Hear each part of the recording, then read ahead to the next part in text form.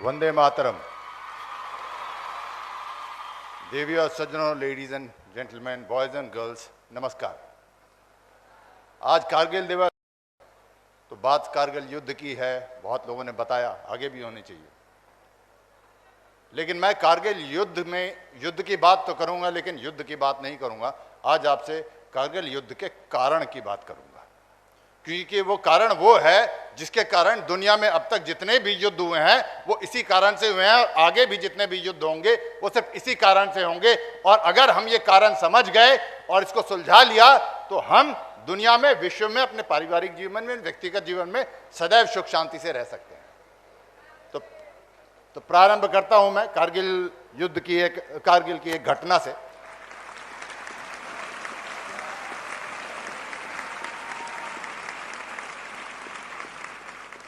सन 1999 जुलाई का दूसरा महीना, कारगिल की युद्ध, ज़ुबार की पहाड़ियाँ। हमारे देश के कुछ सिपाही एक मौलवी साहब को लेकर पहाड़ियों पर चढ़ रहे थे। ज़ुबार की पहाड़ियों पर रास्ता बहुत लंबा था, चढ़ाई बहुत ऊंची थी, रास्ता दुर्गम भी था, इसीलिए बीच बीच में वो मौलवी साहब को पीठ पर उठाकर चढ़ रहे थे। देखने में लग रहा था कि ये कारगिल युद्ध के बीच में ये क्या कर रहे हैं, लेकिन वो मौलवी साहब को लेकर जब ऊपर पहुंचे तो वहां पर क्या था, 30 पाकिस्तानी शव थे सिपाहियों के। सम्मान के साथ झंडे में उनके लपेट कर रखा गया था, और वहां पर हमारे सिपाहियों ने 30 कब्रें भी खोद कर रखी थी, और वो मौलवी साहब को लेकर आए थे क्योंकि वो उनके रीति रिवाज के हिसाब से उनका अंतिम संस्कार करना चाह रहे थे। अब आप कल्पना कीजिए देवी और सज्जनों, लड़ाई जब होता है, युद्ध होता है, तो सैनिक अथक परिश्रम करता है, खून बहाता है, थक जाता है, उसके बाद भी लड़ाई के अगले चरणों की तैयारी करनी पड़ती है और उसमें वो लगा रहता है। और इसके इतना काम होता है कि उसको तो थोड़ा सा भी आराम करने का समय मिलता नहीं है। अगर मिले तो वो थोड़ा सा सांस लेना चाहे, आराम करना चाहे, पीठ टिकाना चाहे। और उस सबके बीच में ये सिपाही क्या कर रहा था?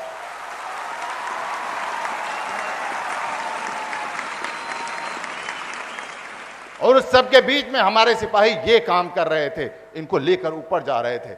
और ये सिपाही जो 30 पाकिस्तान के थे, ये कौन से वो सिपाही थे? ये वो सिपाही थे जिनसे लड़ते हुए हमारे सिपाहियों के खुद के अपने साथी वीर गति को प्राप्त हो चुके थे। उनका सबसे प्रिय नेता लेफ्टिनेंट मनोज पांडे, परमवीर चक्र, वो उनको वीर गति प्राप्त हुई थी वहां पर।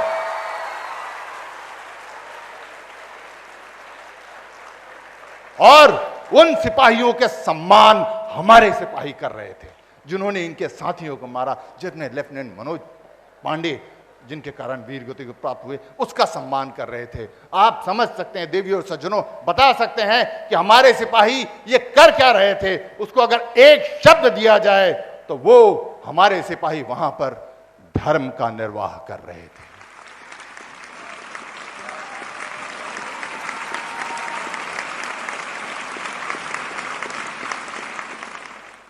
अब मैं आपको बताता हूं दूसरा, ये हमारे सिपाहियों का था आचरण, चरित्र, आपको उसकी झलक दिखी। अब दूसरी तरफ देखिए, वहां पर जब पाकिस्तानियों ने कैप्टन सौरभ कालिया और उनके साथियों को कब्जा कर लिया था, तो उनकी आंखें निकाल दी थी, कान में घुसेड़ के फाड़ दिया था, गुप्तांग काट के फेंक दिए थे, शरीर के टुकड़े टुकड़े कर कर फेंक दिए थे। ये उनका चरित्र था। जब squadron leader Ajay Ahuja parachute से उतरे थे तो सुरक्षित थे, उनको भी उन्होंने निर्ममता से मार दिया था। उसके भी पहले जाएं तो जब हमारे प्रधानमंत्री वहां पर लाहौर गए थे शांति की बात करने, तब वो घुसपैठ ये धोखे से हमारे इस चोटियों पर कब्जा कर रहे थे। उससे भी आगे जाएं तो अपने ही साथियों के शव को लड़ाई के मैदान में छोड़कर भाग गए थे।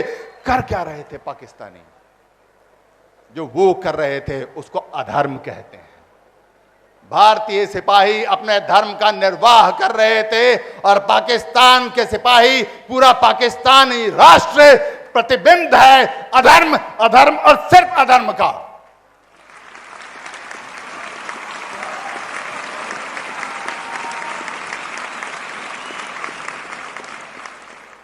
लेकिन अगर हमारे सिपाही धर्म का निर्वाह कर रहे थे तो कौन से धर्म का निर्वाह कर रहे थे? क्योंकि वो सिपाही जो लेकर ऊपर जा रहे थे वो तो हिंदू थे, और ऊपर जो सिपाही थे जिनके शव पड़े थे तो वो सब मुसलमान थे।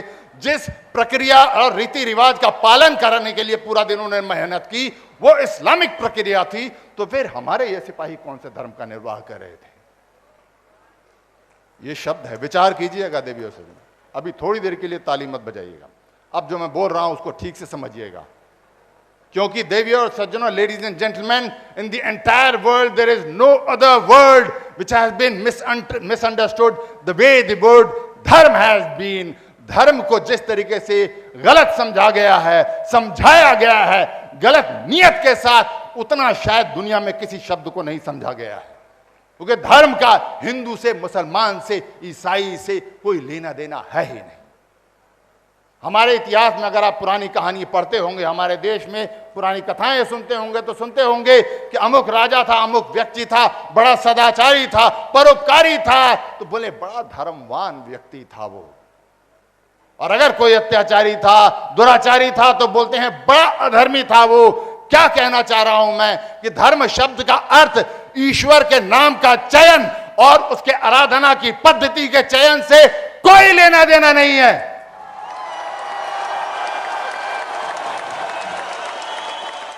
इससे बड़ा भ्रम दुनिया में कोई नहीं फैलाया गया है।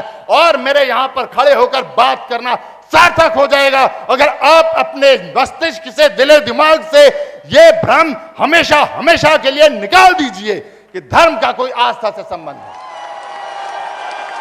तो धर्म है क्या?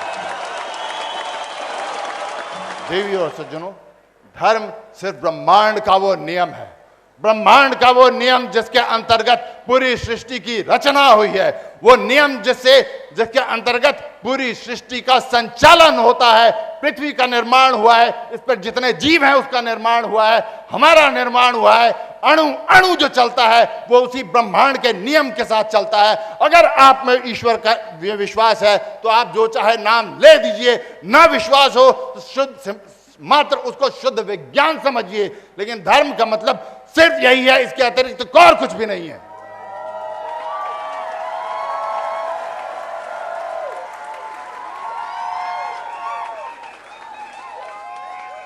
और पूरे धरती पर जितने जीव हैं वो, उनके पास ये बौद्धिक सामर्थ्य नहीं है कि वो इसका विश्लेषण कर सके। इसलिए सृष्टि ने क्या किया है कि उनको परिधि जो है धर्म की, जो ब्रह्मांड का नियम है, उसके बाहर कोई भी सोचने का, क्रियाकलाप करने का उनमें सामर्थ्य नहीं है। लेकिन ब्रह्मांड ने ईश्वर को विश्लेषण, मनुष्य को विश्लेषण करने का सामर्थ्य दिया है, आपको और हमें विश्लेषण करने का सामर्थ्य दिया है कि हम विवेचना कर सकें कि क्या सही है, क्या गलत है, क्या उचित है, क्या अनुचित है। और हमारे पूर्वजों ने भारत भूमि पर उसका सटीक विश्लेषण किया, एकदम सही विश्लेषण किया, उसको समझा, तपस्या की, साधना की, तप किया और आकर मानव समाज को बताया कि मैं समझता हूं कि कैसा है। और धर्म चर्चा की आपस में, जितने भी ऐसे महापुरुष थे आपस में धर्म चर्चा कर कर मानव समाज को बताया कि उस ब्रह्मांड के नियम के अनुरूप जीवन कैसे जीना है, चाहे वो आपका व्यक्तिगत जीवन हो, चाहे वो सामाजिक जीवन हो, चाहे आपका बाल्यकाल हो, चाहे आपकी युवावस्था हो, प्रौढ़ावस्था हो, संन्यास आश्रम हो। राजा का धर्म क्या होता है, प्रजा का धर्म क्या होता है, पिता का धर्म क्या होता है, पुत्र का धर्म क्या होता है, व्यापारी का धर्म क्या होता है, सिपाही का धर्म क्या होता है, विद्यार्थी का धर्म क्या होता है, गुरुओं का धर्म क्या होता है, न्यायालय का धर्म क्या होता है। हर जीवन के पग पग पर, क्षण क्षण पर धर्म के अनुरूप जीवन कैसे जिया जाएगा, यह हमारे पूर्वजों ने बताया था। बस यही धर्म का मतलब है। कुछ लोग आए, मतलबी थे, उन्होंने इसका मतलब बदल दिया, भ्रमित कर दिया।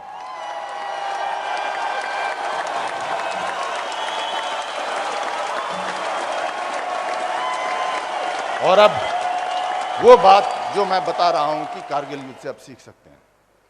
तो देवी और सज्जनों, दुनिया में जब भी कहीं भी युद्ध होता है, युद्ध की छोड़िए, दो व्यक्तियों में भी अगर संघर्ष हो रहा है, दो जने लड़ रहे हैं, तो वो सिर्फ इसलिए लड़ रहे हैं कि वहां पर अधर्म है।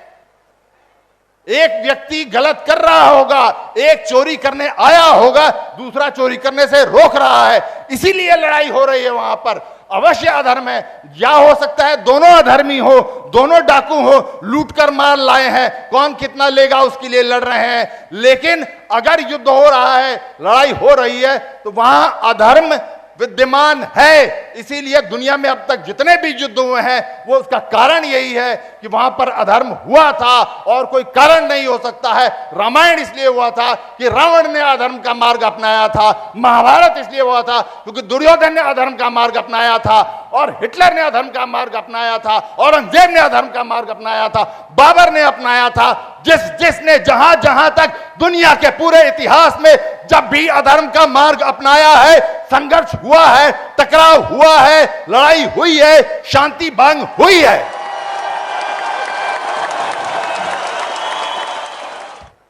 तो अगर आप दुनिया में शांति चाहिए तो देवी और सज्जनों, बच्चों, आप धर्म के मार्ग पर, धर्म मतलब नैतिक मूल्यों के मार्ग पर चलते रहो।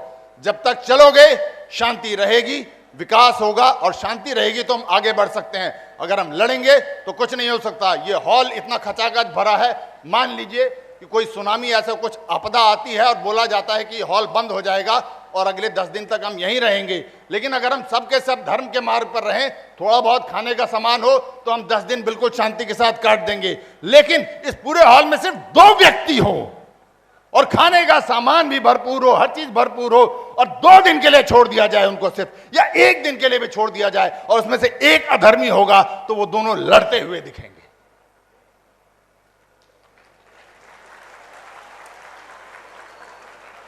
तो धर्म का एक अगला कर्तव्य आपको बता के चला जाता हूं, क्योंकि एक और भ्रम है हमारे देश में या दुनिया में फैल पड़ा है कुछ लोग कि जब भी धर्म और अधर्म के बीच टकराव हो तो इसमें तीसरा पार्टी कुछ नहीं होता है। या तो आप धर्म के साथ हैं या फिर आप अधर्म के साथ हैं। आप न्यूट्रल नहीं हो सकते। वहां पर अगर कोई बलात्कारी किसी महिला के साथ अनाचार करने का प्रयास कर रहा है, आप नहीं कह सकते मुझे कोई लेना देना नहीं है। अगर आप ऐसा करें तो आप अधर्मी हैं।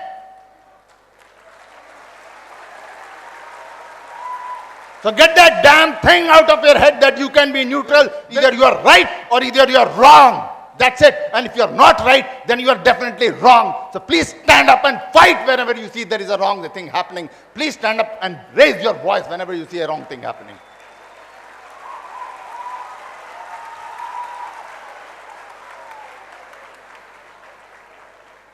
क्योंकि रामधारी दिनकर ने कहा था ना, समर शेष है, समर शेष है नहीं पाप का भागी सिर्फ व्याध। जो तटस्थ हैं समय लिखेगा उनका भी अपराध। तो अगर आप तटस्थ हैं तो आप अपराधी हैं, और अधर्म को आप नाश करना है। आपने वो सुनी होगी ना, धर्म की जय हो, अधर्म का नाश हो। अधर्म का नाश हो सुना है, अधर्म की पराजय नहीं होती है। अधर्म का नाश ही होना चाहिए, पराजय नहीं होती है। एक अधर्मी व्यक्ति को अगर आपने ताकत से पराजित कर भी दिया तो वहां से वो बहाना मार के जाएगा, माफी मांग के जाएगा, फिर वापस आएगा। तो उसका नाश ही होना चाहिए और कोई दूसरा रास्ता नहीं है। कहने का मतलब मैं ये नहीं कह रहा हूं कि उस व्यक्ति का नाश, मैं अधर्म की नाश की बात कर रहा हूं। तो हमारे देश में कई ऐसे महापुरुष हुए जिन्होंने व्यक्ति को हानि नहीं पहुंचाई, सिर्फ अधर्म का उन्होंने नाश किया। जैसे कि एक रत्नाकर नाम का डाकू था, उसे नारद मुनि मिले, वो रत्नाकर अधर्मी था, नारद मुनि मिले, उसको समझाया, उसके भीतर के अधर्म का नाश किया, और वो रत्नाकर क्या बना, किसी को याद है? वो वाल्मीकि ऋषि बना जिसने रामायण की रचना की। तो कहने का मतलब है कि अहिंसा परमो धर्म है। अहिंसा से, प्रेम से, जहां भी हो सके आपको अधर्म मिले, आप जितना अपने सामर्थ्य हो आप उस अधर्म से जूझें, प्यार से समझाएं, आपसे ना होता हो किसी और व्यक्ति को लाएं, जो प्रयास कर सकते हैं करिए, क्योंकि अहिंसा के मार्ग से आप उस अधर्म को हटाने का, सुना तो होगा आपने, अहिंसा परमो धर्म हर जगह लिखा है ना। तो आप अहिंसा से उसको हटाइए। लेकिन ऐसा नहीं होता है। तो आपने अगर सिर्फ अहिंसा परमो धर्म सुना है तो अधूरा सुना है। पूरा ये है अहिंसा परमो धर्म, धर्म हिंसा तथैव च, यानी कि अहिंसा श्रेष्ठ धर्म है, लेकिन धर्म की रक्षा में किया गया हिंसा उससे भी श्रेष्ठ है। और अगर ऐसी आवश्यकता पड़ती है तो आपको वो करना है। कारगिल में भी भारतीय सिपाहियों ने यही किया। पहले हमारे प्रधानमंत्री ने प्रेम से समझाया, उसके बाद हमारे और भी जितने देश के नेता थे प्रेम से समझाया, हमारे सिपाहियों ने भी प्रेम से समझाया। लेकिन नहीं समझे तो फिर हथियार उठा, गर्जा बरसा और वहां सर अधर्म को हमने हटाया। अब एक और धर्म युद्ध की बात करूंगा मैं। अब यह धर्म युद्ध की कहानी आपको ज्यादा प्रिय होगी कि यह धर्म की युद्ध की कहानी यहां की है, अंडमान निकोबार की है। ठीक है, आजादी के पहले की बात है, अंग्रेजों का शासन था हमारे देश पे। पूरे देश में अंग्रेजी हुकूमत के खिलाफ आवाजें उठने लगी थी। उनमें से कुछ आवाजें इतनी बुलंद थी कि देश के कोने कोने की मिट्टी के कण कण ने वो आवाज सुनी थी। और वो आवाजें इतनी बुलंद थी कि अंग्रेज भी सहम गए थे। अंग्रेजों ने उन आवाजों को लेकर यहां अंडमान निकोबार की भूमि पर लेकर आए और उनको दबाने का प्रयास किया। और उसके लिए जो उन्होंने अत्याचार किया, जो पीड़ा दी, वो पीड़ा अंडमान निकोबार की इस भूमि ने सही है। और इस बात का ये बात शायद नेताजी सुभाष चंद्र बोस भी समझते थे। और इसीलिए पूरे भारत में से सबसे पहले तिरंगा फहराने का कोई स्थान उन्होंने यदि चुना था तो वो अंडमान निकोबार की ये पावन भूमि चुनी थी।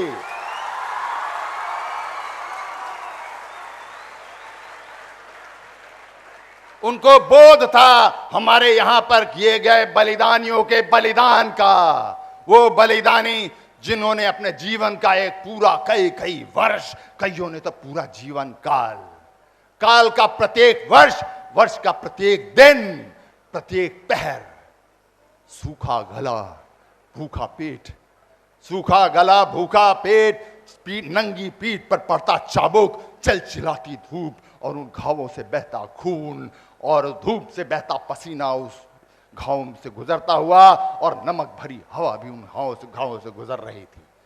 छालों भरे हाथ से पूरा दिन नारियल को छिलवाना, नंगे हाथों से उनको निचोड़ कर तेल बनाना, उन नारियल की मूंज का रस्सी बनाना, पूरा दिन। अधमरा शरीर जो खड़ा नहीं हो सकता था उसको चाबुक मारकर खड़ा किया जाता और कोल्हू के बैल की तरह उसमें जोत दिया जाता। कोल्हू में पूरा दिन उनको घुमाया जाता तेल निकालने के लिए। जब तक अनुमति ना हो, शौच तक को करने की अनुमति नहीं थी उन बलिदानियों की, वो भी दबाए रखने पड़ता था। इतना नारकीय जीवन के कई लोगों ने दम तोड़ दिए। इतना नारकीय जीवन की कई लोगों ने अपना मानसिक संतुलन खो दिया। कई लोगों ने आत्महत्या कर ली और कई लोगों को फांसी चढ़ा दी गई। और इतना रुदन कृदन चित्कार के बावजूद किसी एक कैदी की पुकार पर पूरे चारों तरफ से एक आवाज आती, सामूहिक रूप से, वंदे मातरम, भारत माता की जय।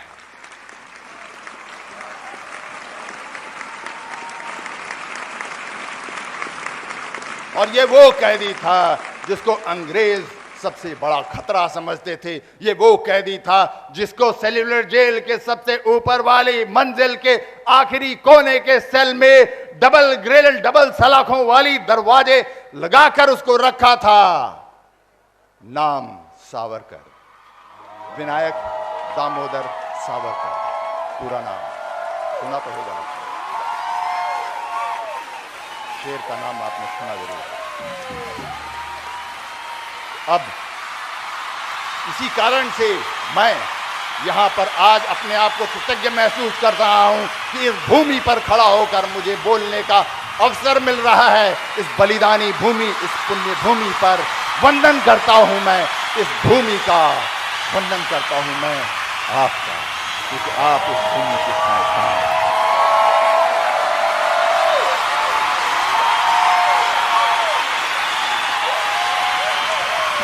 और एक और चीज है, मैं आशा भी करता हूं, मैं आशा कर सकता हूं आपसे कुछ ऊपर बैठे लोग, मैं आशा कर सकता हूं मैं आपसे एक आशा भी करता हूं, एक सपना लेकर जाना चाहता हूं, एक सपना लेकर जाना चाहता हूं। लेंगे आप वो सपना? मैं एक सपना देख रहा हूं कि अगली बार इस प्रकार से राष्ट्रीय वंदन का कोई समारोह, इससे भी बड़ा भव्य स्टेडियम भरा हुआ दिल्ली, मुंबई, कलकत्ता, चेन्नई में हो रहा हो, जहां पर इसी प्रकार से वीरों का समागम हो, यहां पर कुछ तस्वीर लगी हो, तो उन तस्वीरों में कुछ तस्वीरें अंडमान निकोबार के लोगों की होनी चाहिए।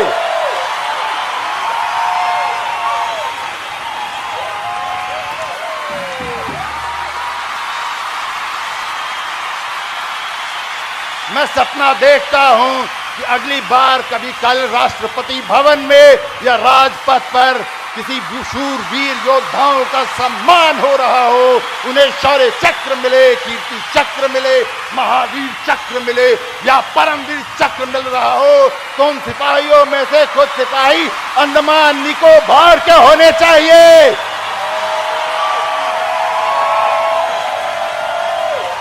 मैं सपना देख रहा हूं कि अगली बार ओलंपिक में कोई गोल्ड मेडल जीते या किसी और खेल में हम चैंपियन बने, कप जीते, वर्ल्ड कप जीते, तो उन खिलाड़ियों में से कुछ खिलाड़ी अंडमान निकोबार के होने चाहिए।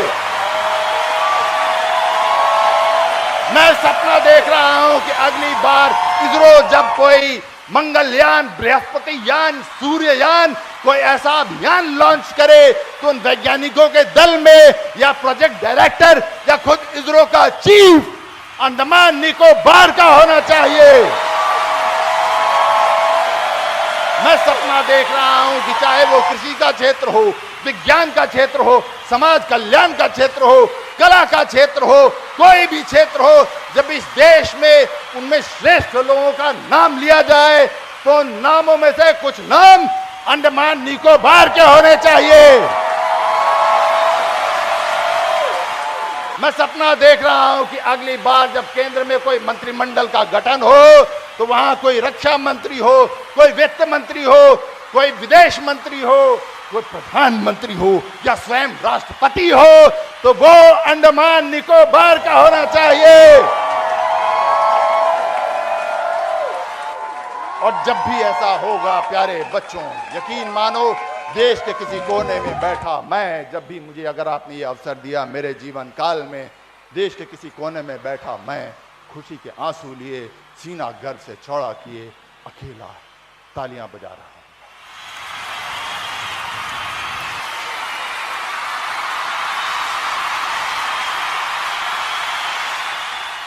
तो मैं आपसे पूछता हूं कि क्या आप मुझे गौरवान्वित होने का अवसर देंगे?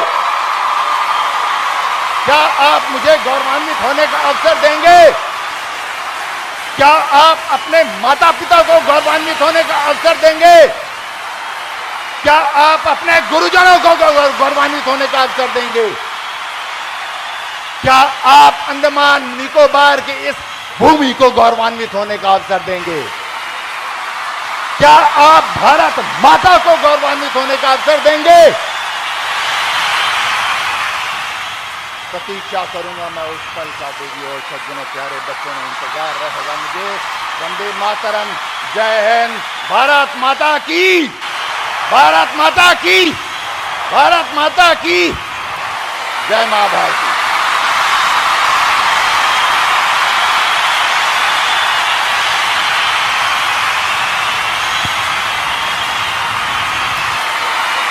जरूर सर, आपके सपने को यहाँ मौजूद सभी बच्चे साकार करने की भरपूर कोशिश करें।